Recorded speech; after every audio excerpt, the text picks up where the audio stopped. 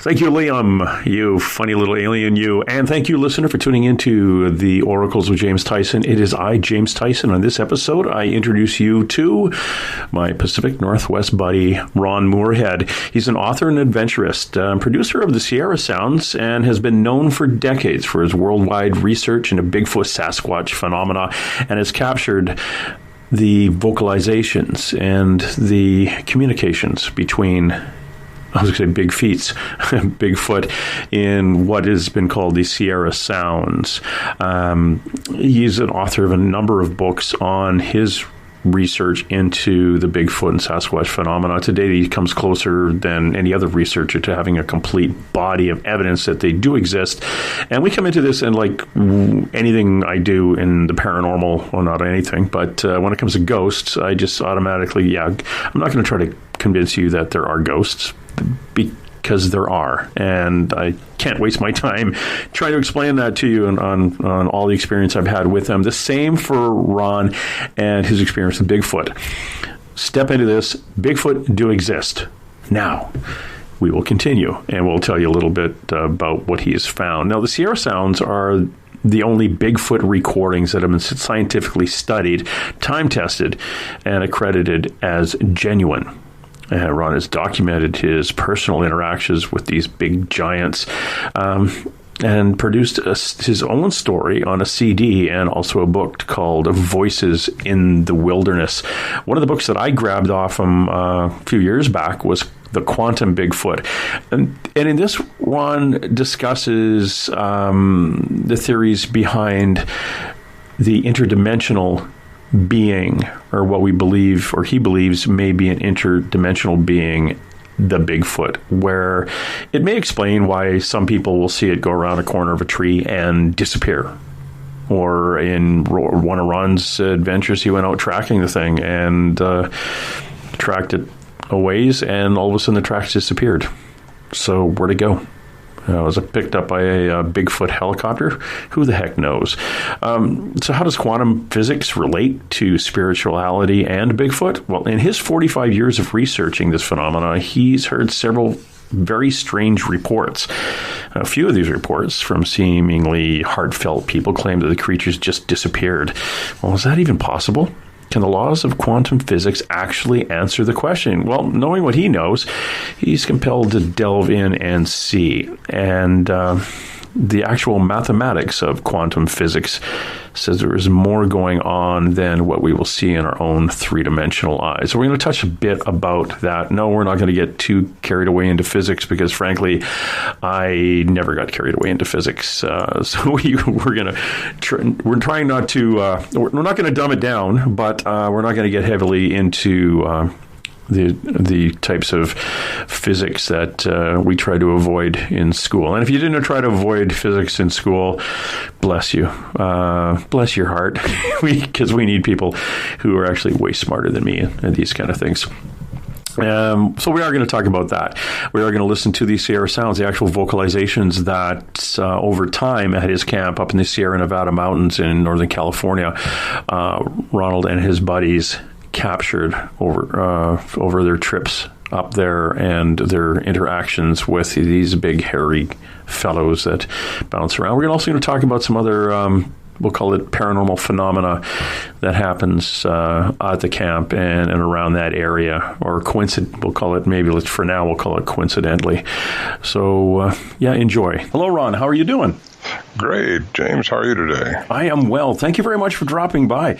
I've been looking forward to this. Last time I saw you, I bumped into you at the McMinnville UFO Fest. You had a booth going there.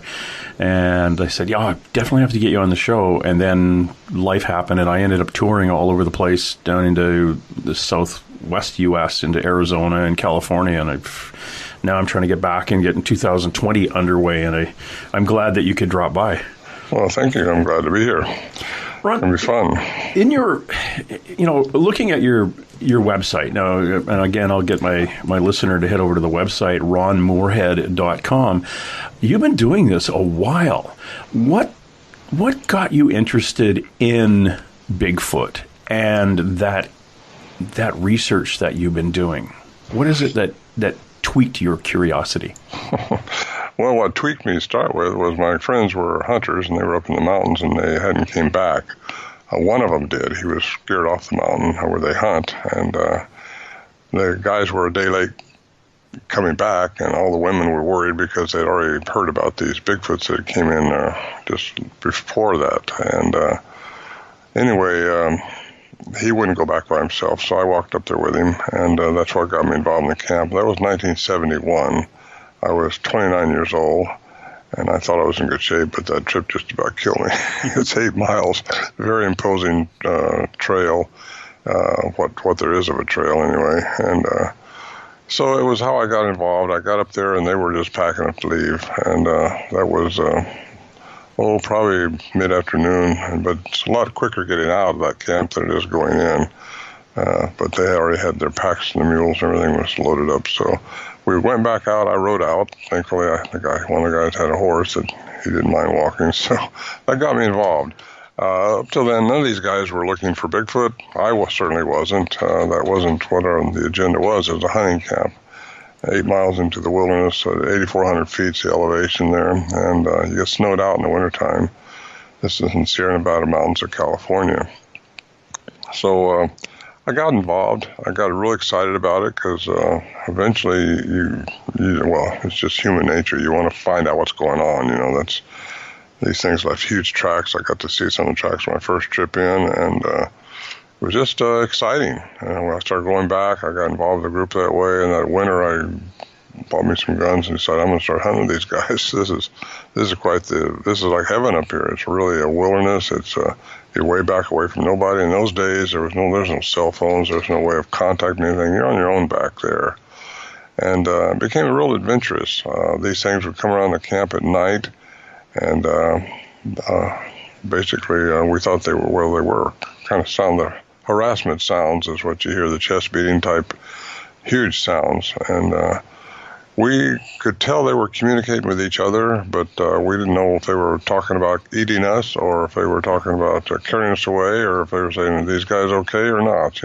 We all had guns. We were ready to shoot our way out of that little shelter we had if we had to, but they didn't crash in, which I'm sure they could have if they wanted to, and we didn't shoot. So we kind of got used to it a little bit and got a little bolder around them because we realized they weren't crashing in after us, and we started, trying to interact with them and trying to find out more about them. It was the winter of 71 into 72 when Warren Johnson, he's the leader of the group, they've been hunting up there since the 50s, him and his brother Lewis. And he wrote a 23-page handwritten letter to Ivan Sanderson, a cryptozoologist back east, who's passed away now. He thought it was probably a hoax because nobody has this stuff happen to them. And these things just have to be a primate out there. And he forwarded the letter to Peter Byrne, who was in Oregon at the time. And he also thought it was a hoax. It just can't be. But he thought it might be something you got to check out. So he sent that down to a guy named Alan Berry, who was working in Redding, California. And he came down and interviewed us separately and together. And he heard some of the sounds that we had recorded. And he was wanting to go in. So we invited him in 1972. That summer he went in, and he set up his microphone, his little cassette tape recorder. That's what we were using back then, those portable cassettes. And he got some pretty clear sounds, and we was all recording, so we all got the same thing, pretty much. And but he was taking it really serious. He was trying to still find out who could be doing this, who could be tricking these guys like this, because he's an investigative reporter, had a master's degree in science. So he was really into trying to figure this out. We didn't know that. We thought he was on our side because we knew they were real. There was nobody messing with us up there in this remote area. And so anyway, he ended up recording some really clear sounds. And those sounds he ended up circulating around trying to find some university, somebody somewhere that would take the subject matter seriously. Because in the 70s, I'll tell you, you said Bigfoot or UFO, you'd get laughed out. But he was pretty much getting laughed out when you go to these colleges and stuff because these professors and all just, they won't touch subject matter like that or they'll lose their credibility in the academia circle. So he finally ended up finding a Professor Curlin at the University of Wyoming who would look at this unbiasedly and give him an opinion, one way or the other. Are they real or are they not real? Could they have been pre-recorded or re-recorded? And Dr. Curlin spent a whole year on this, and he determined that they had not been pre-recorded, did not speed it up, they were not slowed down, they were not manipulated in any way. Al Berry had the original cassettes, and that was very important. And so you could tell if anything had been manipulated, and nothing had been. There was no 60-cycle hum in them. Anyway, we got that. That was a huge step towards what he was after, which was credibility.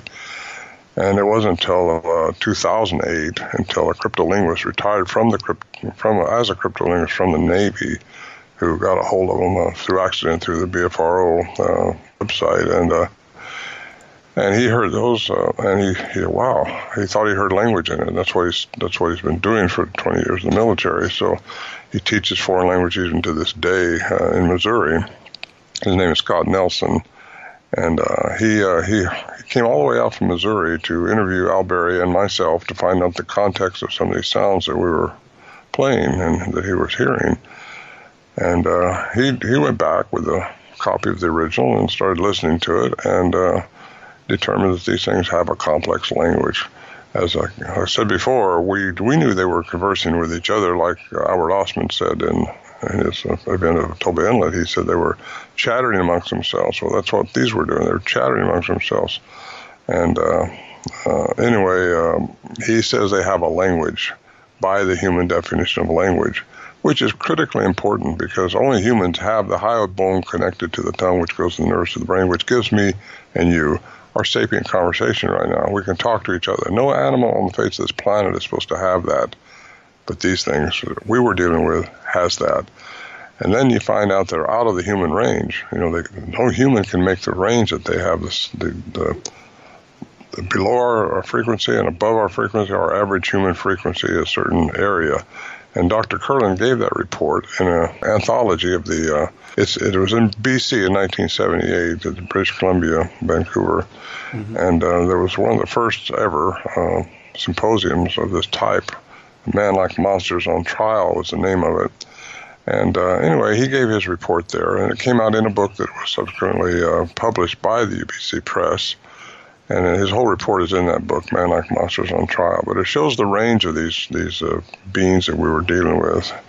And then you got the cryptolinguist who now says that, or he said all along, these things have a language. We just don't know what they're saying. But he did transcribe a language. He's totally vetted. He's two-time graduate of the Defense Institute of Foreign Languages. And we've had a lot of other people listen to him that are experts in human sound and all that. But those are the two that I like to mention because they have made the biggest step for us in the credibility of these sounds. And it seems like that's what you have to have is people who have some kind of a PhD behind their name or some kind of a high education to say that's that, or they won't. Otherwise, it's just our story. And a lot of people have their story, and they're all interesting. But what makes ours interesting, I think, is the credibility and the science that we have behind the study of these sounds. And it shows that these things are out there. There's no doubt. We don't try to, and I don't try to, at any of these presentations I give, to convince people that Bigfoot's out there. They are. What I came to in my conclusions to it goes deeper, though, because there was a lot of mysteries associated with them up there. A lot of unidentified sounds we couldn't. I don't mean vocalizations. I mean just sounds that you couldn't place, and lights that we couldn't understand, and just things would happen. And I always wondered what in the world could do that. We all wondered that. And so anyway, it drew me into my quantum theory, which I've got now in my second book, The Quantum Bigfoot. And it gets into the way the universe actually works. It seems like here we are stuck with Newtonian physics only. And if you can't see it, touch it, and use your five senses to understand it, it doesn't exist. Well, that's just not the way it is. It's just untrue. There's nothing wrong with Newtonian physics, but it only works for our three-dimensional environment. According to quantum physics, there's 11 different dimensions. We live in just 3 of them. We only see within light's frequency. I got into frequencies and vibration, and Nikola Tesla said, if you understand the universe, think of terms of energy, frequency, and vibration. Well, that's so true. You get down to the most minute level of our existence, we are just energy. And it translates into the mass that we're showing right now in the form of our bodies. But Anyway, I'm rambling on, James. No, just stop me and keep me going. One of the things I found when I listen to these Sierra sounds, it sounds to me like they're, and if you can imagine as a kid growing up and imagining what a Japanese samurai would speak like. It was just almost like a guttural, but you could, to the layman, if you ever watched old movies and stuff, when you hear it, it sounds like a language.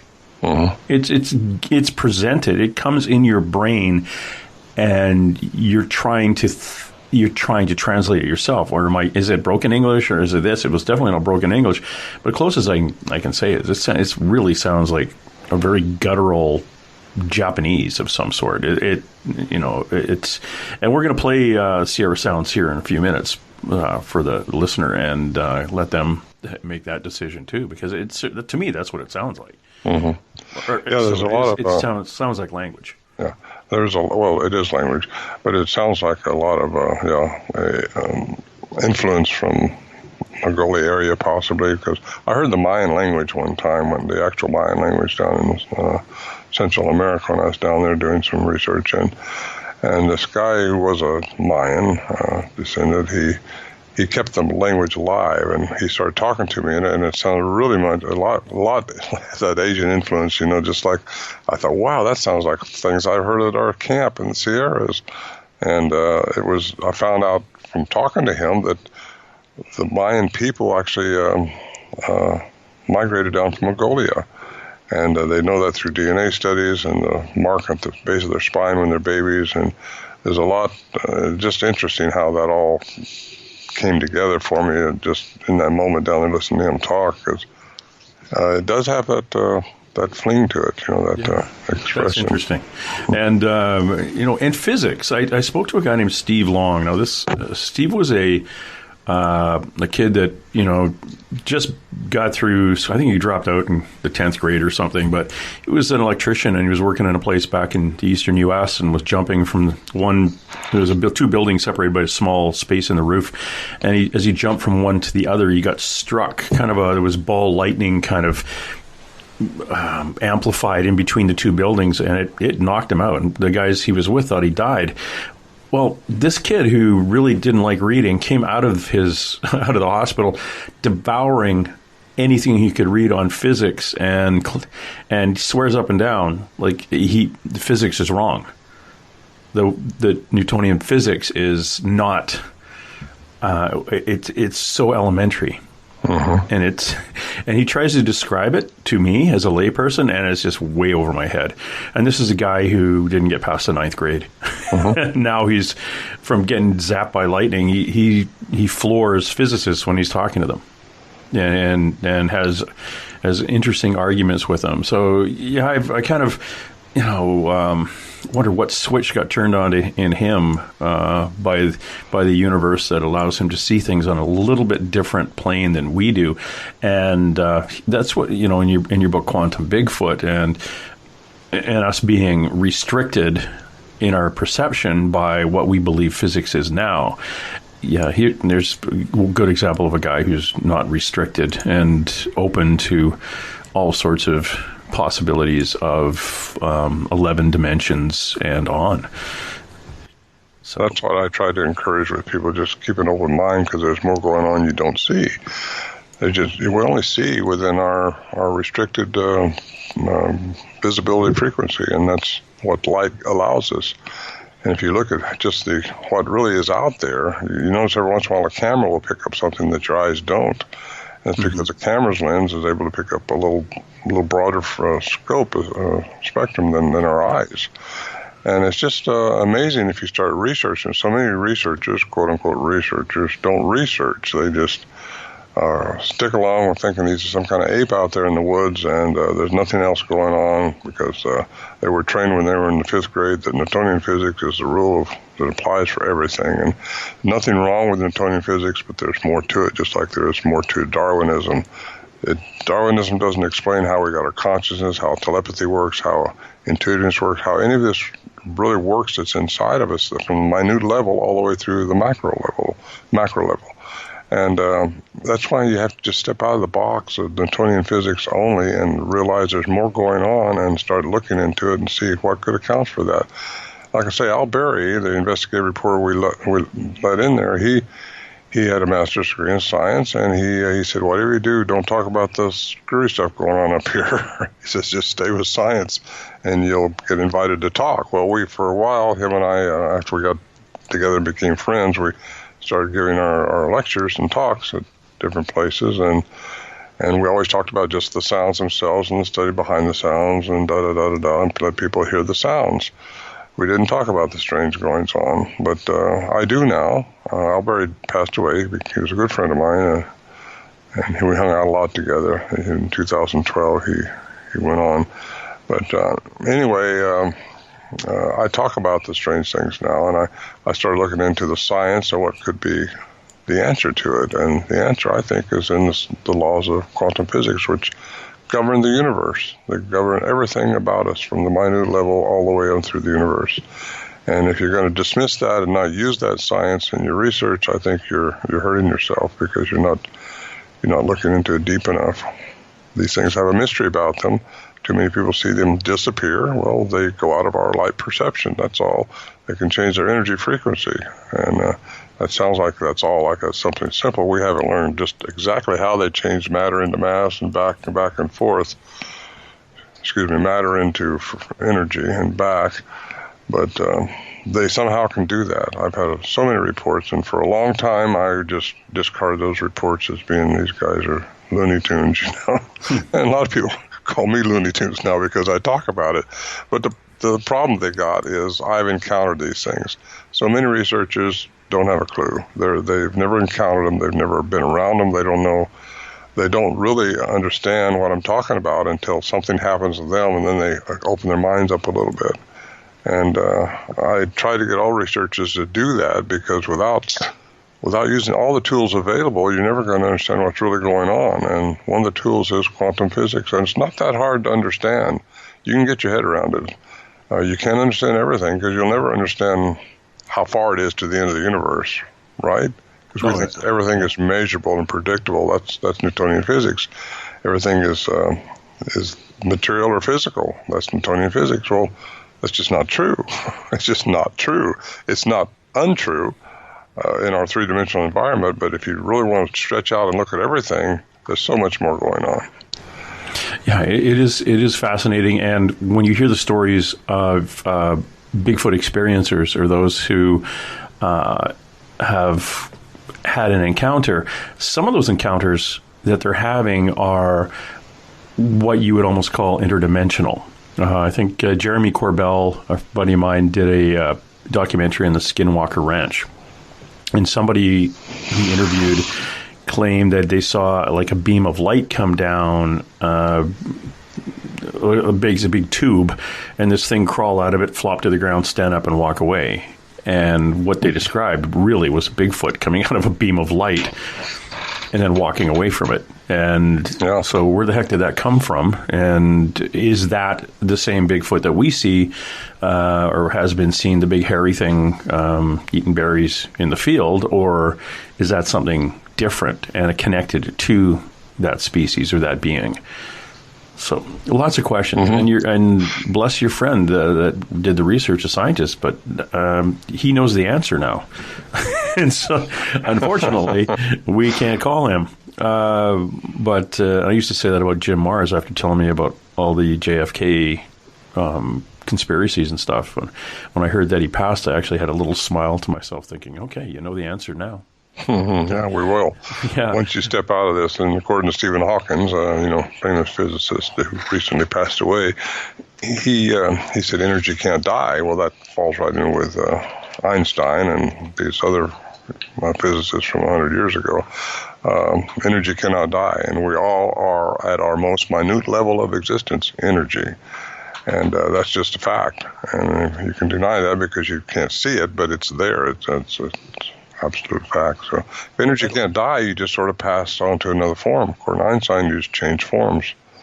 I like how you, at the beginning, at the top, you come out and said, well, Bigfoot exists. Okay, now move on. and these are my books, and this is my experience. I do the same thing with ghosts. When people say, like, you're paranormal. Well, I was. I don't need to do that anymore. I know they exist. So let's talk about ghosts and why and why they exist. Well, it's energy. That's it. It's in different places, and some move on and some don't, and some go where they're supposed to when whatever the great plan is. Bigfoot, I think, is the same. It's just it is what it is, and it does exist. You've gone through enough. You've talked to enough people who've experienced them literally face to face or to hearing them and seeing them at the corner of their eye to the point where I know Bigfoot exists. You've experienced them, and it's just moving on. Okay, let's go over the what ifs. Just go. Okay, it exists now. What is it? Well, I think, in my little theory here, we're in the third dimensional environment, right? We're all supposed to be moving out of that and supposed to be ascending and getting better as we evolve. Well, we evolve through the fourth dimension and into the fifth dimension, which is unseeable. The fourth dimension, I believe, is plasma. It is the dimension where it's a material like solid, gas, and liquids. It's the fourth element of that. And yet it depends on the heat of it. It will depend on how much of it you see in the fourth dimension, because we can see that's light. Fourth dimension is light, but how much of the plasma can we see? And if these things are changing from the third dimension when they die, I'm talking about a ghost now, and you might see the reflection of their spirit or their embodiment of some type in the fourth dimension of plasma, I call it, and they haven't advanced or accelerated into the fifth dimension yet.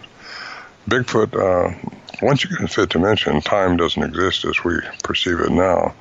So I think what we're seeing with ghosts and all is the fourth dimension, and it again depends on the heat of the energy itself. It will depend on if you see it or not. But I've talked to a lot of people that see the predator, the predator effect. And I know some of these people very well, and for a long time I couldn't understand that, but I think I can at least get a theory on it that maybe they're seeing in the fourth dimension, and they're seeing the plasma field surround these things with heat, depending on the heat. And that's interesting. Yeah. So that's why I think a lot of ghosts you see at night. I mean, because also the Earth's vibrational frequency is 7.83 hertz. And I believe most animals are like that. And our hertz, actually, when we get into our alpha, into the theta state of sleep, prior to that, we were in our about 8 hertz. Our body's reduced down to that when we're not analytical. And I tell people, too, my suggestion is don't be analytical when you're out there. Don't try to set up traps and do all that stuff, because these things are ahead of you already. They seem to know what you're doing. At least they stayed a step ahead of us every time we try to check them, because people say, if you had that much experience, you would have had a picture by now. Well, no, it's not that easy to get a picture. Any researcher knows that. We are very fortunate enough that we were able to capture their sounds and get going with this part of it. So anyways, that's where I stand with Ghost. We did a Bigfoot weekend, call it just an overnight, with a fellow named Thomas Seawood, who has a sea kayaking camp up on the east coast of Vancouver Island. And we set up night vision cameras, and I set up a camera where I didn't tell anybody else where it was, and they were all moved the next day. And we put some cherries up in a tree, and figuring they would come in and maybe take them, and nothing. But there were footprints. There were hundreds of footprints there the next day. And this is typical Pacific Northwest pine needle kind of ground, where me at 235 pounds, if I jumped up and down, my foot went in about a quarter inch, and over about an hour, that quarter inch kind of expanded out again like a big sponge. Well, these footprints were 2.5 to 3 inches in the ground. About 20. The one I cast out was 22 inches long. And they weren't there the day before, and if somebody was out stomping and hammering footprints into the ground all night long, we would have heard them, because we didn't sleep that well in these shacks, and they were only 30, 40 yards, not even that, 10 or 15 yards from where we were sleeping. And they're all over the place. But the cameras had moved. Even the one that I didn't tell anybody else on the team, I set up. And they were all just off an angle away. But the next time we're going to go, definitely going to have to multi-angle this thing with like 10 of them. So at least if one moves, we know who's moving it. But we didn't see. I get one camera looking at the other one. Yeah, exactly. But hindsight, we're going to definitely go back. Well, I was up there with Tom here in 2016 on an expedition that was put on by Todd Neese. Thomas Seawig got us grouped together. We went up into the archipelagos where he had his sighting. And that was pretty good. We spent a week on a boat, but we did just that. We tried to get one camera looking at the other one. Then nothing would happen because they've got you figured out. Of course, none of these guys are into what I'm into. I'm into the quantum aspects of these things. I attribute to many of these beings that are out there. Thomas and Todd and these other guys were strictly ape. There's got to be an ape running around out there. Animal, critter, yeah. And if you start talking about anything woo, they look like you're something less.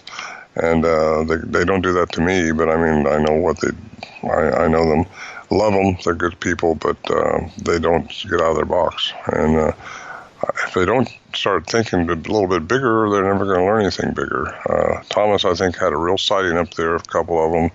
And he took us to that island, and we spent, like I say, a week on a boat. And I mean, we literally lived on the boat. Even at nighttime, we set up thermal cameras and looking to see if we could spot anything messing with the cameras. And then also had cameras looking at each other. Different islands because we got there at low tide. And when were you back there, James? 2017. Yeah, okay. You were there the year after. Yeah. And it was exciting, very, very beautiful area and a very hot area because these things have been seen, as you know, swimming from island to island up there. Yep. And so, no doubt, I think it's Bigfoot country. There's been a lot goes on up there. In fact, that's Toba Inlet's just not too far from there, and that's where Albert Ostman was supposed to be kidnapped. And I researched that area one time years ago too with Peter Byrne and a couple of guys, and. Well, that's just hot country, for Bigfoot. Toba Inlet, the place that Thomas had his little sea kayaking place? No, okay. I don't think so. Well, Toba Inlet's kind of out of the way. I mean, there's nothing there now. It was just a place where Albert Ostman got rowed into to do some mining, and supposedly he was there for a few days. Something was messing with him at night. He heard it, but he thought it was a raccoon or something. He didn't know, but... So he put his snuff cans in his sleeping bag and a couple of other things, and he, all of a sudden, during the night, he got picked up and carried away for about 3 hours and ended up in this, about a 10-acre bowl, he said, captive by this Bigfoot. And a female Bigfoot was there, too, and 2 adolescents. And I don't know how much you know about the story, but it's a very compelling story. It's in John Green's book, The Apes Among Us. He interviewed him in the 50s. This happened to Albert Ostman in 1924, so he got interviewed 30 years later, and it's interesting how the story comes. But we researched it pretty thoroughly. We had a helicopter on standby over at Camel River to get dropped into the bowl. How do we have found it? I'm a pilot. I had the plane I was flying. We were slow flying for 7 hours that day over this whole area trying to find something that resembled what Albert Ostman said he was kept in. Couldn't find it. And we came to the conclusion, we studied it a lot, that he probably wasn't at Toba Inlet. He was in a different inlet.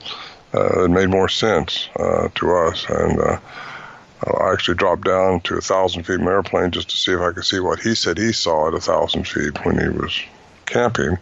And you couldn't see what he said he saw. So I think he was in a different spot. We all agreed to that. I talked to John Green about it a little later on after we'd gone up there, and I said, do you think he could have been mistaken? No, he was in Toba Inlet.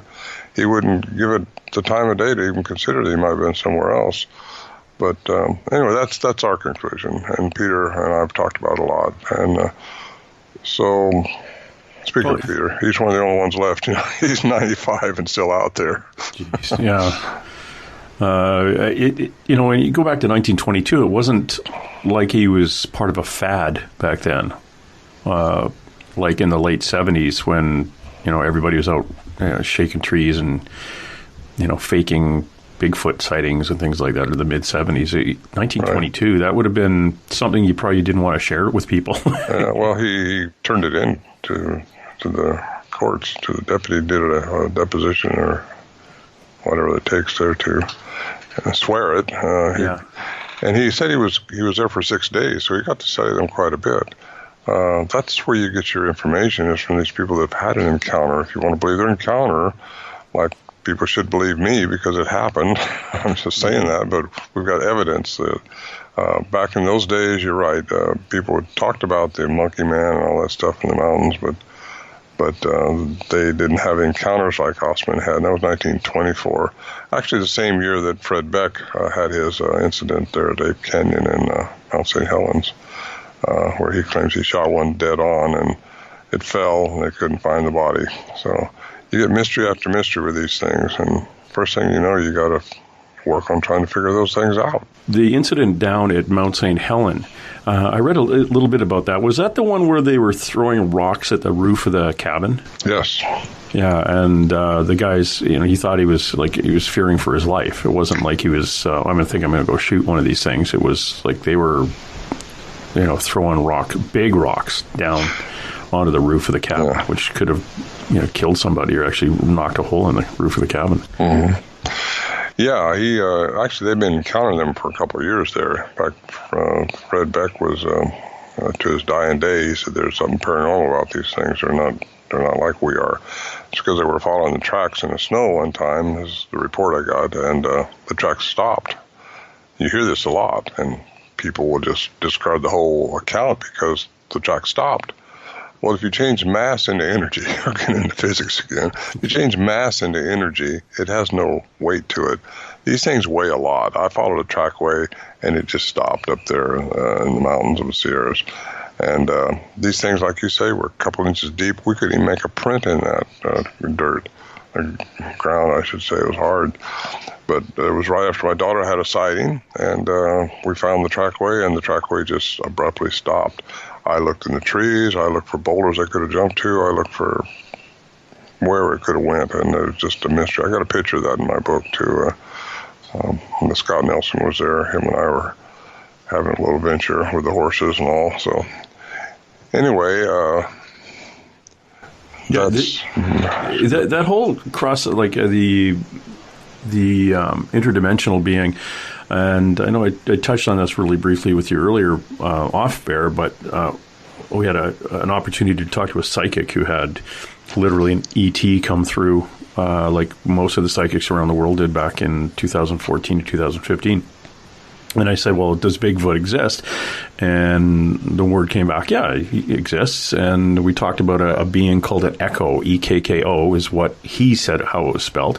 And it was a E.T. here to protect the animal that was the Bigfoot, which then kind of made sense when I hear about things like the tracks disappearing, or in one of the conversations I had before with the psychic was, the head peeking around the corner of a tree and then ducking back in, and when you come up, it's gone.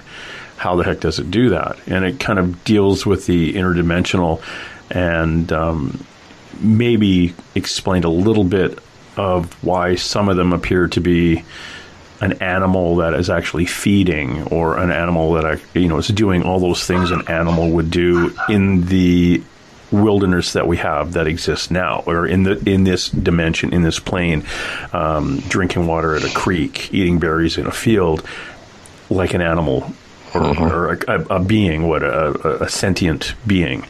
And then it also explained why the woo-woo side of things kind of happen when it disappears around a corner and you'll never see it again, or the footprints just, the footprints have taken you away and into a different direction, and when you're far enough away, they stop. Mm-hmm. Meanwhile, the real ones, or the quote-unquote real ones, are booking it out the other way. But who knows? Who knows? Exactly. Yeah. None of us really know. I hear these people say about experts, and I've been called an expert. I don't feel like I'm an expert. I just know I've been studying for 50 years, so since we encountered them, and we're still encountering things. I was up there in 2018 with David Paulides doing a filming, and that's on that the hunted, missing 411, I think it is. And he's got about 15-minute section in there on the Sierra Camp and the trip in and that. And anyway, we talked about the enigmas associated with that camp. And 2 years before, in 2016, is when my wife and I were up there, and we were in this little tent. And we wasn't asleep yet, so I seen this rod of light going by. Now, that's weird. And he does a really good reproduction of what I told him, his cameraman did, and they reproduced this light going through the trees. It's a bolt, it was a rod of light. I tell people it's like a Star Wars saber, one of those things you swing around. And but it was glowing, going right between the trees, and there's no explanation for that other than it was a unidentified flying object. Slow. We watched it for several seconds till it went out of sight.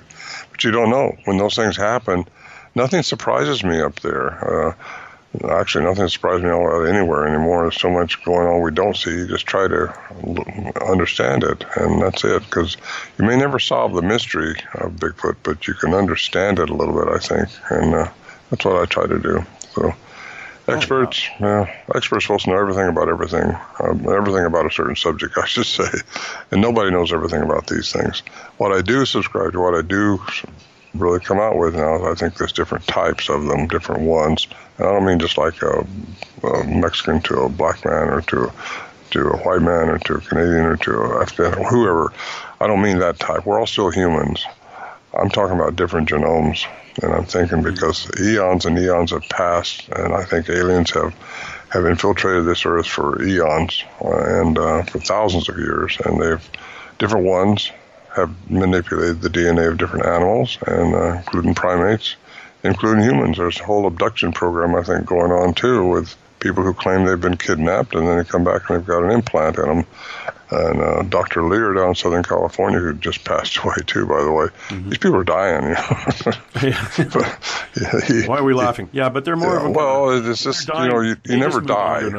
You just never die. You pass on. Yeah. I've got to say that.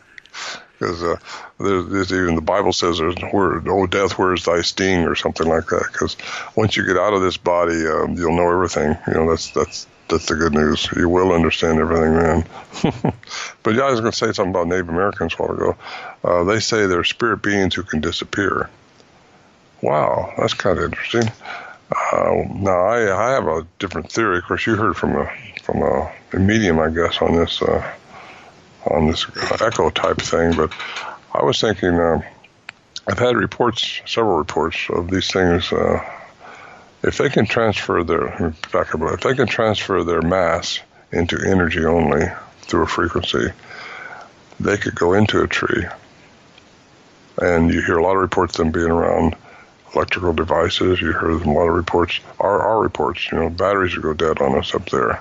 Scott Nelson can attest to that. The cryptolinguist, he'd go up there with a whole week's supply of batteries, and they go dead on him.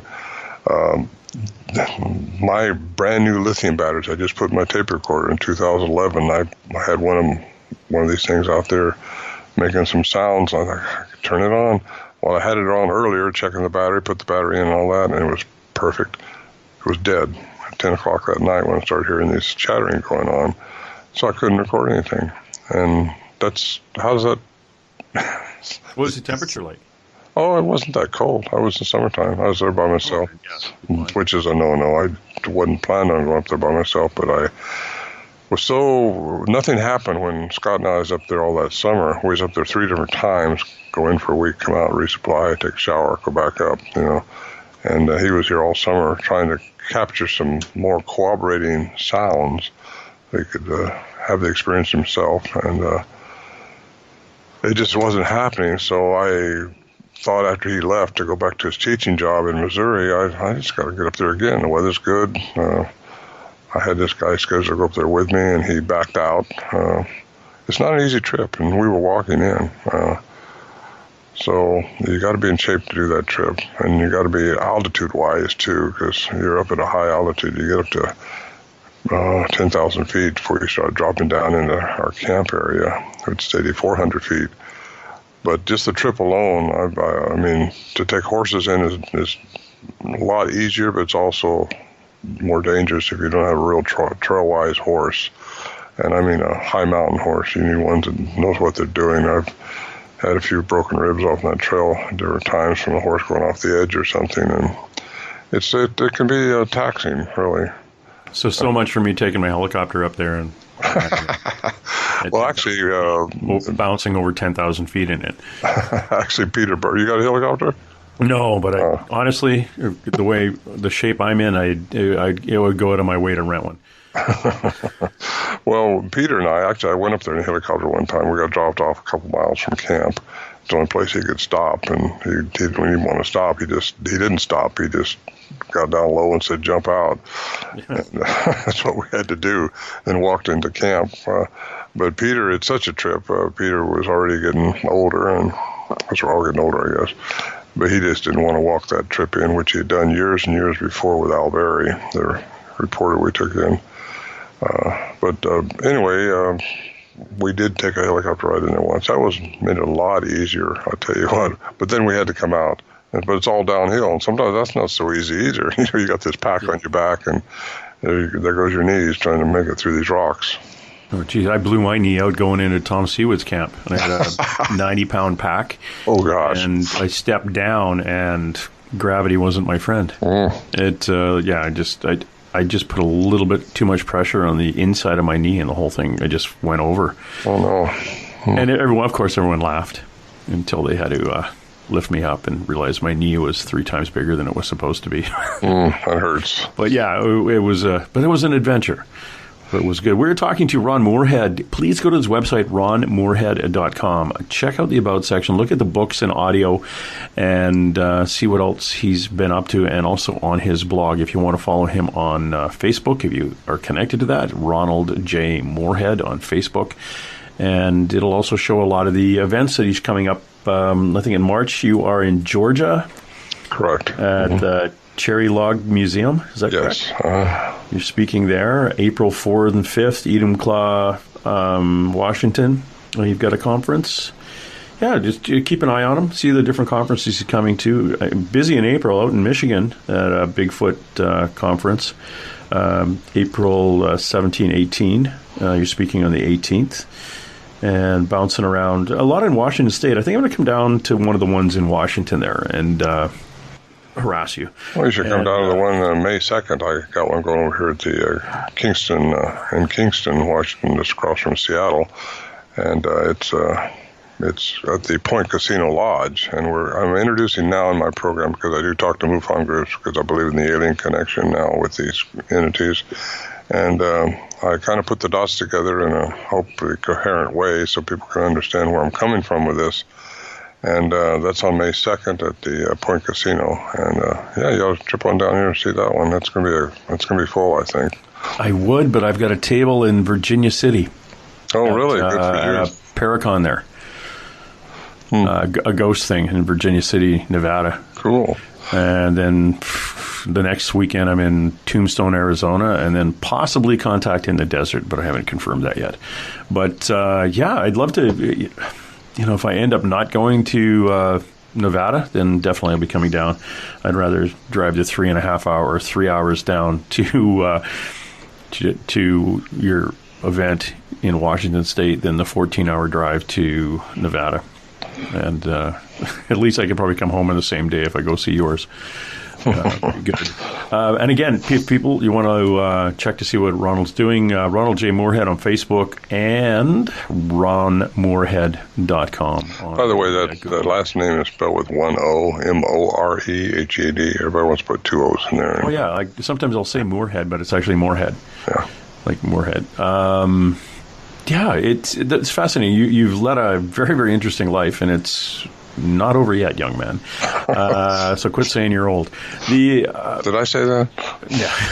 I know. You keep inferring, I'm too old to be climbing that. Yeah, maybe you're... this whole Sierra camp could be a little bit closer and a little bit easier to access, but at least you've been there. So I flew over it after the fires in 2018. There's a lot of fires in California. I think 17 forest fires going on. Jeez, yeah. The whole area where we were caught on fire. So we got out just a week or two before it all was encapsulated with fires.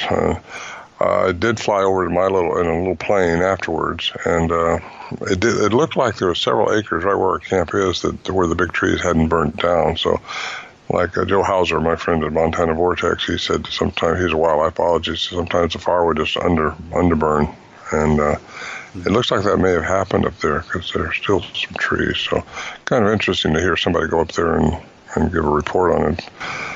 There was some. I don't know if you heard about this. It was just thinking about the fires and disasters and things. I was thinking back to a conversation I overheard at the International Bigfoot Conference down in Kennewick, Washington, a couple of years ago. And there was some fellas talking about the Mount St. Helen eruption and a logging crew that came in to start clearing basically a creek that had turned into a raging river because of all the logs jammed up against it. And these guys would come in and clear out all the logs, and they were finding bits and pieces of animal, and one of the pieces of animal they thought was a bear actually was a long arm with a hand on it. Did you hear anything about that? I've heard a lot of stories about that. That's not that specific, but just they've carried bodies off of it, and you don't know what's being made up and what's real unless you. The government, I think, hides a lot of stuff because they don't want us to know about this. And that's what I was going to get into, because this fellow was managing a little local tavern/restaurant not too far from the location. So these workers would come in there for a beer after work and tell them about all the bits and pieces of bodies they were finding, and swore up and down it was Bigfoot. And then the Air Force showed up and took custody of the body parts, put a guard on them, and eventually when they thought they got everything they needed to get, they wrapped them all up and took them out of town. And one of the fellas, this is your over a beer story, but he said that the vehicle showed up one day and it had a Bigfoot type animal in it, actually talking to somebody in the Air Force, and they were driving up to check on some quote-unquote Bigfoot that lived in the area. They were double-checking to see if they were okay or not. So that was kind of interesting. If that was all true, then yeah, the government was in there trying to make sure no bits and pieces went anywhere. And again, is the Bigfoot the guy in the Air Force was talking to was an ET. Right. And communicating that way and checking on the other ones and trying to help them out. So, yeah. It was. Well, I have hardly any doubt. I'm 99% sure the government knows about these things. And it could be because of what I'm suggesting, that they have an alien component to them. And I think there's a hybridization program going on with different types of aliens to enjoy this Earth, which I think is the cream of the crop of the solar system. And it's got everything any species needs just about, except an alien may not be able to survive in it if they're used to a different planet. So they're trying to probably acclimate their species into this environment, and it could be because we're fixing to kill ourselves with all our destruction and stuff that's going on. And they need somebody needs to survive this, and it'll probably be Bigfoot if anybody does. They know how. And that's kind of what we, Joanna Banka, the psychic, and I were talking about, was the reason the ET, the Echo, was here protecting the animal, was that animal is actually our base DNA, and if anything happened to the rest of the humans here, aliens would come back and repopulate, mixing with that base DNA again, like they did. My DNA on my father's side was traced back years ago when DNA was a little different than it is now on Ancestry.com, when it actually showed you 30,000, 40,000 years ago. Some people's DNA goes back 70,000 years. Mine went 30,000 years, originating somewhere around where the Suez Canal is now, and then went up over top of Europe and around, and on a 30,000-year walk to the northern part of England, and then on a boat to Canada on my dad's side. But 30,000 years wasn't that long ago, so where was it before that?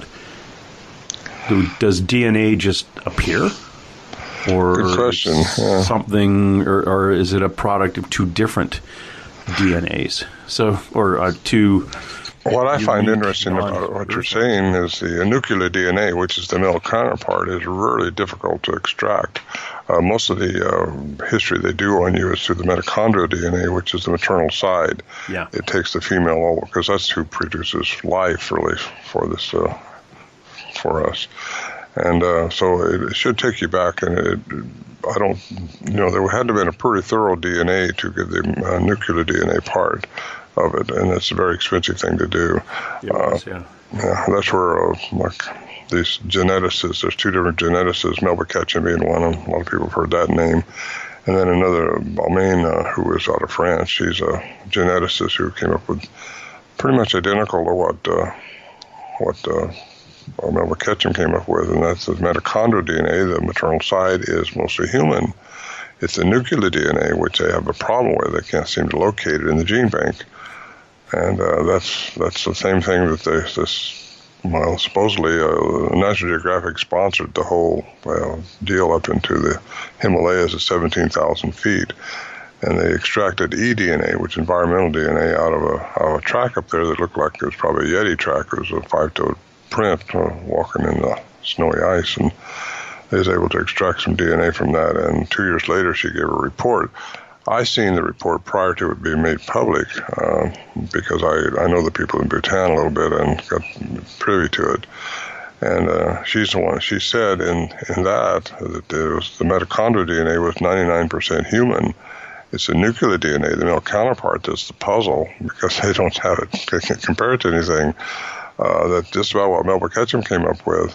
However, in her official report, I couldn't read anything about that because she would have been probably booed out of the academia society if she'd said that. It's like Melba Ketchum got booed out of hers, It's just wrong because these people won't consider anything. It's out of their paradigm. Their paradigm seems to think that these things have to be an ape out there somewhere. Yeah, very smart ape, but an ape. And, I got to think that some of them might be rather hominid, just evolved right up through the chain, just like a troglodyte. But somewhere along the line, there's been some changes because of who the nuclear DNA represents, which would be the male counterpart. And that could be different types of aliens. That's why you see the dogman. You hear about the dogman. You hear about different types of beings being able to do different things. And I've experienced some of that, and I've heard a lot of people that have experienced other things too. And it all falls into quantum physics, I believe, and into interdimensional and into alien intervention into the genome of different beings on this earth. And I think it's to acclimate their species to this climate because they see us, if we don't change our ways, we're going to blow ourselves up here one of these days. Yeah, pretty much. When you say you've experienced some of those things, the other cryptids, what kind of things have you bumped into? Oh, well, let me just get my list out here. I got my little presentation here. Well, just some of the enigmas I mentioned in my program. We've seen, one time in the daytime you hear the sound of a stampede of horses coming to our camp, and that's just not what's happening. You don't see them. A lot of times you hear sounds, but you can't find the source of it. At one time I heard a tuning fork, sound like a big tuning fork, huge tuning fork, daytime. I'm trying to find where it came from. That was in your camp? Yeah, at our camp. Jeez. Had these lights up there sometimes that would follow us around, and you got just things. I got to ask you that I haven't read anything to do with you seeing lights or anything like that, but could you describe these lights as being about volleyball to basketball in round and in either blues or reds? Yeah, orbs. They were white, and they followed the Johnson brothers around up there, all three of them, one night, a couple nights before Bill and I got there. Bill and I saw, when we were up there by ourselves, this huge ball coming down from the sky, controlled. It was coming down slowly, but it just came right down. It was huge. It was blue, and we lost it behind the trees, but it was all associated with this Bigfoot phenomenon that we were experiencing at the same time, too. There's another time we heard this Geiger counter type sound, like a clicking sound, and more like castanets I describe in my book, The Voices in the Wilderness. It's a clicking sound, and it was out by our stove, and it started working its way up to our shelter where we were sleeping. And we had the door closed on the shelter. I say door, it's a log that we put in just between two other big trees and bind it closed so no boogers will get us. And all of a sudden, the clicking noise was inside the shelter. As soon as you turn your light on, it stops. Then turn your light off, it'd start up again. So we never did find the source of that. But Bill and I talked to him sometime after that, years later actually. I said, Bill, you ever had anything happen to you outside of the camp to down here? Because what happened to me, I was out irrigating in my field, and I heard this clicking sound again, same clicking sound. And I looked around, I couldn't see anything making it. I got something on my boot, what's going on here? No, I could not find the source of it. And Bill told me when I was having lunch with him, he said, yeah, you remember that clicking sound we had up there? I had that happen to me down here. So who knows what that is? It's just another little mystery, that's out there. It's a grasshopper. But these things are intelligent. They got something that we're underestimating. If you're not careful, you'll underestimate them completely, like we did in the 70s, where you just underestimate what we're dealing with. You set up a camera trap, they go around it. You think you got them figured out, and they got you figured out. At least the ones I dealt with are different than what I hear a lot of people are reporting, but then some people report the exact same thing what we had. So I just think there's different types. Crazy. I'm going to play the Sierra sounds now, the actual vocalizations that was captured, and let my listener hear those. This first one is called Talk to Us. And I'll play each clip twice. I'll pause it and then go back to back, so it's twice. Again, this first one is called Talk to Us. Which one talk to us?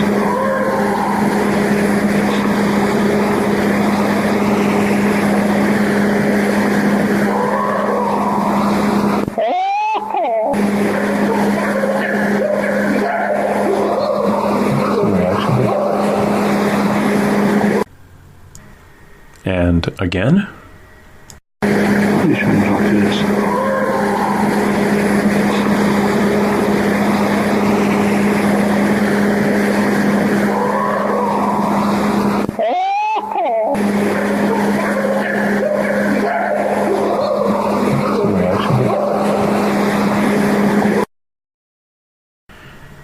This next two, or it's the same one again back to back, it's called the anguish sequence.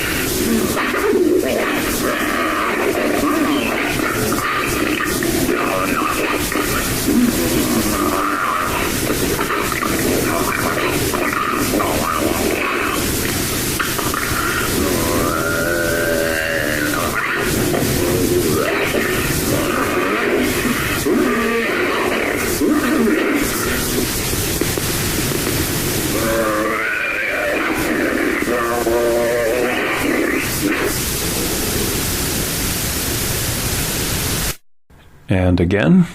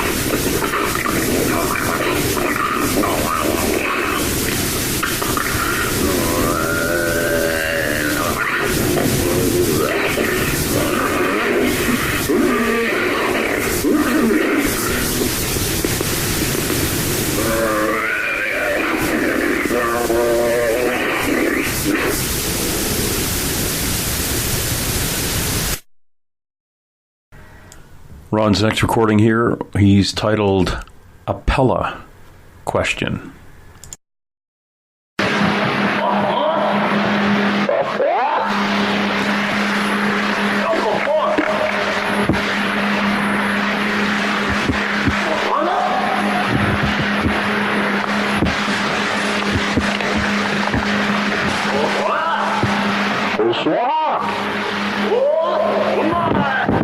Right there, just seen movement right through there.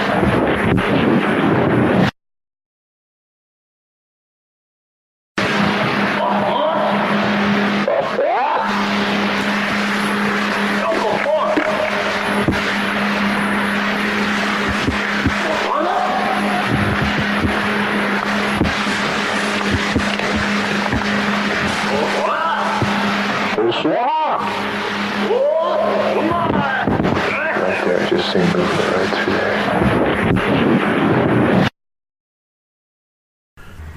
And here's the one that I really remember from a while, or one of the first interviews I've had with Ron. It's the one that basically sounds like samurais. In fact, it's actually called Samurai, and it's a looped one. So I'll just play it once for you.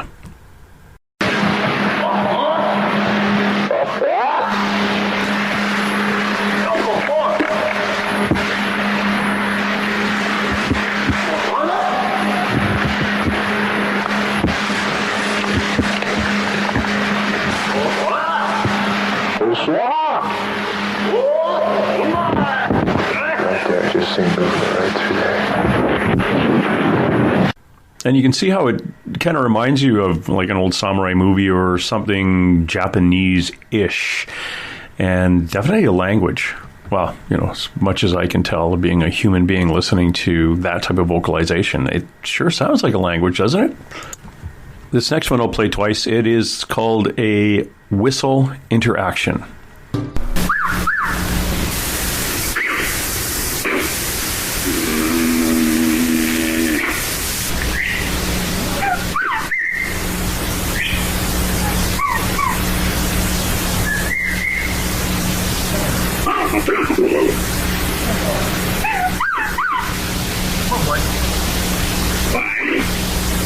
Don't be like that. Come on. You're not very sociable tonight. Now, come on down. Okay, I'll go back in.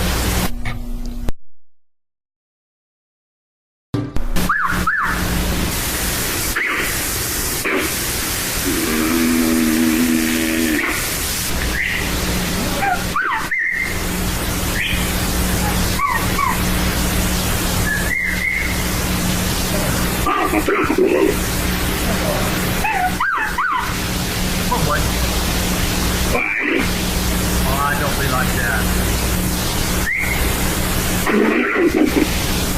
Come on. You're not very sociable tonight. Now, come on down. Okay, I'll go back in. These are absolutely fascinating. I love them. Now, this last one, if your ears haven't blown up yet or been strained, this one might do it. It's called Rapid Fire Sequence.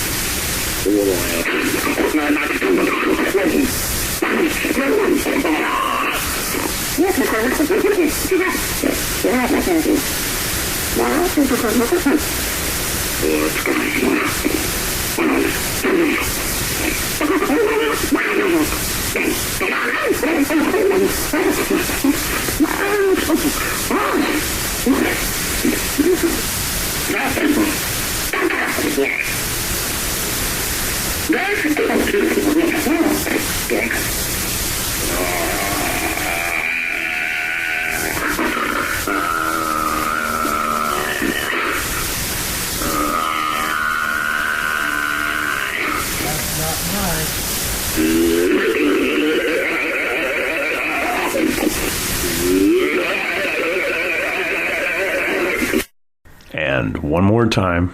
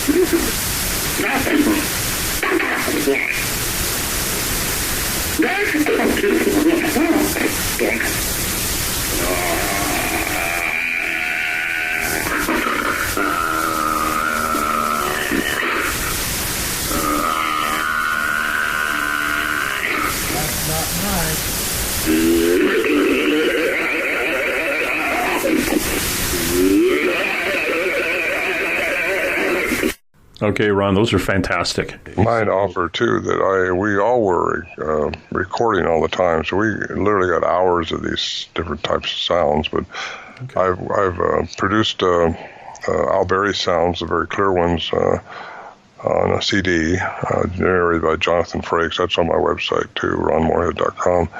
And I produced another one with the interactive sounds that I had 2 years later, same camp, 1974, actually, 3 years later. And that's when I was out. We were outside the shelter, and they were messing around with us, and the whole bit about this in my book. But it's a long story, so I won't get into it. But I was interacting with them, yelling back at them, and they were yelling at me, and quite exciting evening. That's the night I got to see one, and that's been a long time coming because they're very stealthy. What did it look like? Well, I didn't see it straight on face. I seen it going to the samurai cry is what it's been coined as. And he was coming from behind me down to where there was two other ones, a little one and a big one. And Bill had seen those down there behind the rocks down by the creek. And I seen this thing streaking down towards them. And I think the little one, from the sounds we recorded, was getting bold. And I think the adults were trying to keep him back or something. That's just the sense I get. I don't know that. But you hear him do a little squeaky cut noises, and him go coming down on it sound. Then here comes this big one coming down that way, like, keep Junior in line, Mom. Yeah, don't talk to the humans. Yeah. Yeah. Shut that kid up. He'll end up saying something in English, and he'll throw us all. Then they're all going to know who we are. Well, they can speak in our frequency. They can speak above it, infrasound and ultrasound above it, and below it with infrasound. I think that's probably what happened to Warren Johnson and I one time. We're not sure what caused the effect, but something froze us when we was walking up evening time when one of these things was mouthing off around one of these trees, and we started walking up towards it. We thought we were going to see it run away because we were getting pretty bold then, and it didn't run away. But all of a sudden we got a little closer to that tree, and him and I, without talking to each other, both just got frozen in our tracks. And how do you explain? We couldn't explain it. He said, I don't know about you. I can't move anymore. And he said, I can't either. I can go backwards, but I can't go forward. And that's what was happening. I brought this up to Leroy Fish, who was a wildlife biologist who passed away now. He's a BFR curator at the time. And he said, I don't want to hear about your fears. And I said, it wasn't fear. We weren't afraid of it at that time. We were really wanting to see one of these things and know more about them. And all of a sudden we were just froze. And he suggested infrasound, because that's what large animals can do, to freeze their prey or to communicate over long distances. Elephants would do that, and tigers would do it, large tigers, giraffes do it. So why not Bigfoot? If they have this frequency range, which they do have, we've established that through Curlin's report, the range they have is so superior to what we can do. I've been told they must have more than 2 vocal cords, and if that's the case, that would give a count for these different sounds we were hearing. One time I thought I heard a car door slam outside the shelter. Now, come on, we're 8 miles into the wilderness. That's not happening. But something made us hear that happening. So what's doing that? They got a ability about their vocal mechanism to make just about any sound they want to make, which gives them a really good up on hunting. They can. Oh yeah. I've heard them call coyotes, and you hear coyotes, a bunch of coyotes answering, and anyway, that's probably how they hunt too. Or, they could also use that as, oh crap, he heard me in the bush here. I think I'll make a sound like a rabbit or a coyote or a bear. Yeah, what gives them away, James, is their amplitude. Their sound is so huge. So loud. Yeah. It's not like a bird chirping. It's like a 400-pound bird chirping, One time I thought we was listening to an owl up the ridge a little ways, and my daughter and I were just there by ourselves, and I thought I'll turn my tape recorder on. I turned it on, but the speaker thing was on and it made a squealing noise. Well, the owl sound we thought was an owl turned into Bigfoot chatter. So it was making an owl sound for what reason, I don't know. They toy with you. I got to say that too. I think they were toying with us a lot up there, but we were there seriously trying to figure it out, and at least Al Berry was. We was having fun with it, the other guys and I, and we were hunting too. So, and I'm talking too much probably, but... Wait, you mean during an interview? No, you're doing fine. Keeps you from having to ask me questions. I don't know. I'm interested in what you have to say. When I was up at Thomas Seawood's place, we heard the whoop. Mm-hmm. They hear the whoop at you, and we're thinking, okay, maybe it was just an owl. But we're, the 6 or 7 of us, we're all in the one place, and we heard this off in the weeds. And this is another place. It's not as bad as yours, but we drove 2 hours north of a town, a very small town, on a logging road past 2 wonderful elk herds, and then had to hike in half an hour, 45 minutes down to the coast. And it wasn't like, okay, we're going to sneak into their camp and make Bigfoot sounds just to screw with them. Yeah, nobody was down there other than us. And the ocean's on one side, and we heard this whoop, and people said, well, could have been an owl. Well, yeah, and it could have been an owl if it had lips, because the whoop ends with a puh. Mm-hmm. And there's no animals out there that are going to make a whoop sound and then end it with a puh, like like the lips coming together. So that was fascinating. Absolutely fascinating. It makes me, and that's the other thing too. I was talking to the guy who did the documentary Bigfoot Girl there, and we want to go back, but not just an overnight thing. We want to spend a minimum of like 3 nights there, and come in extremely well prepared with audio and multiple digital cameras and full spectrum cameras and the whole bit to come in and try to cover this thing off a lot better than we did the first time. But good luck with that. Fascinating. Yeah, they can make those sounds like whatever they want, but it's like I say, it's the amplitude. It's how loud it is more than it is the sound itself. Yeah. The whoops I have recorded. I've got those on my second CD. The different types of whoops have different intonations, and I think it's their way of singling another one without actually saying something. They can whoop certain ways at certain times, and single to another one about your presence or what they're going to do. I think they have a code figured out. Have you got these sounds in, I think it's Voices in the Wilderness, which is your book where hold on, you have an audio book, I think. Well, I've got to do an audio book. That's, no, what I have is the Voices in the Wilderness comes with a download of the sounds. So when I get to the context of the sounds, you can hear the sound. I used to send out a CD with it. I don't do that any longer because I have it fulfilled now by a fulfillment company, and they won't pack a CD in it. So I have to just provide the download in it. But I've reduced the price too, so it's better. I sell a lot of those still, and my quantum book is really going over good because it answers so many questions for so many people, and unfortunately, so many people who are stuck in a paradigm won't get past the first chapter because there's no, he can't be right. But if they just, again, open their minds. And you got to come into this open-minded. It's anytime, ever since in 2012, when I started snooping around the whole paranormal field and working on a paranormal team, getting your head over what you perceive is reality is the hard part. But once you've done that, things not only open up, but you start seeing and hearing a lot more.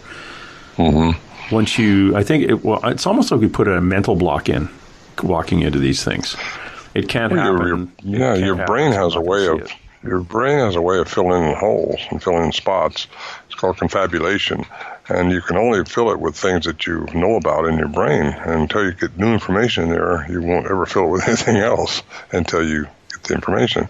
So it's called confabulation. So a lot of times you'll see something and your brain will confabulate what it has to be. And that's just the way our brain works. So you're onto it there.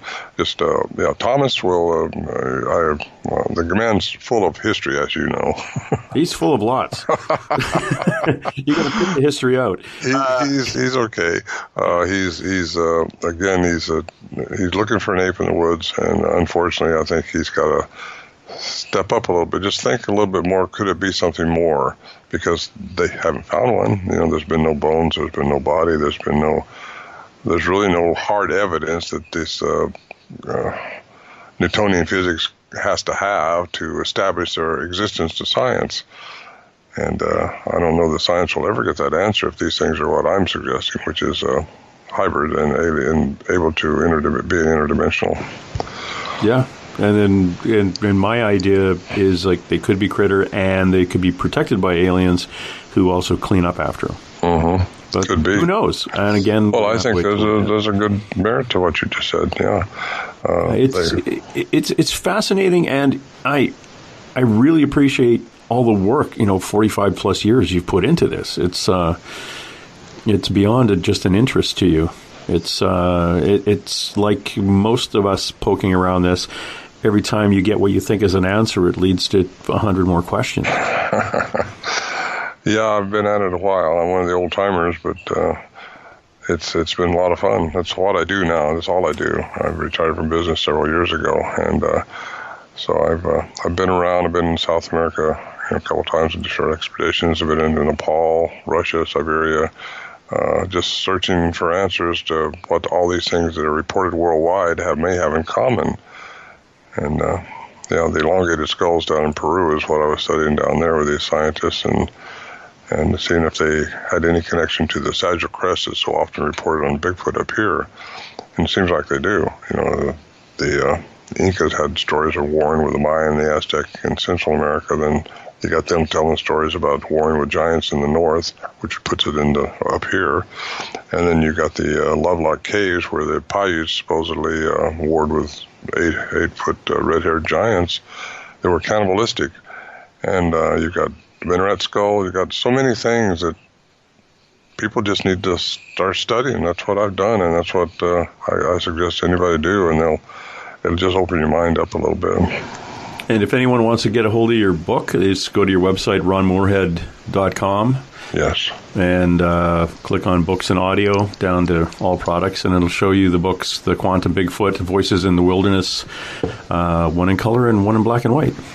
Mm-hmm. Get the color for the one in black and white. Those are colorable. Yeah, I send out the color ones from my home here because most people buy the cheaper one because it's the only one on Amazon. Is the less expensive one because I don't put a CD in it, but you do get to download sounds on both of them. So anyway, it's been quite a relief for me to get someone to fulfill those for me instead of me having to package them up every day. Yeah. Even though for every dollar Amazon charges, you get 10 cents or something. Oh, it's terrible. But at least my whole idea of this thing is I've been pretty well off most of my life as far as being able to travel and do different things. So it's not the money that I've ever been after with this, even though now I feel like, I need to get something back from it, from my work that I've put into this, because I spent a fortune chasing this mountain gorilla, or what you want to call it. Mm-hmm. And so I do make a little bit on the books, even though Amazon sells them for me and packages and sends them out. But it's the information out, and that's what I want. Because if you don't do anything else at your life, you want it to count for something and mean something. And we're not going to live forever, but I'm getting older. I'm 77 now, and still enjoying life. But it's... Heck, you just got married, didn't you? Oh, I've been with this lady for 6 years now. Yeah. Oh, okay. Not like got her at 71. What the heck? No problem.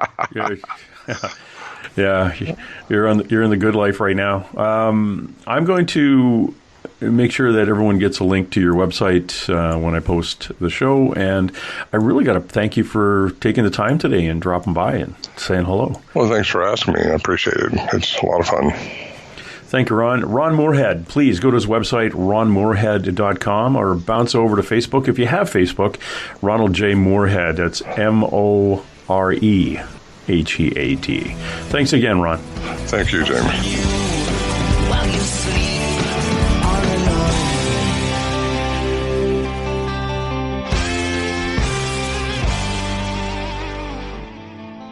All right, that's it. Let's roll. And hey.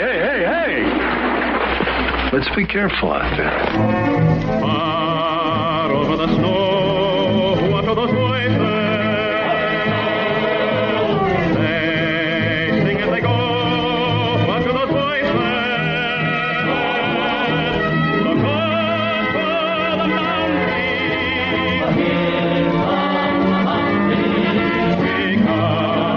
Somebody hide, somebody better hide on through the hill, like a pack of angry wolves on the trail. Dead or alive, we are out to get you, dead or alive. If you're the one, better run away. Son, you are done, throw your gun away. Here come the Mounties to get the men that are now. On through the hill, like a pack of angry wolves on the trail. Dead or alive, we are out to get you, dead or alive. If you're the one, better run away. Son, you are done, throw your gun away. Here come the Mounties to get the men that are after. No!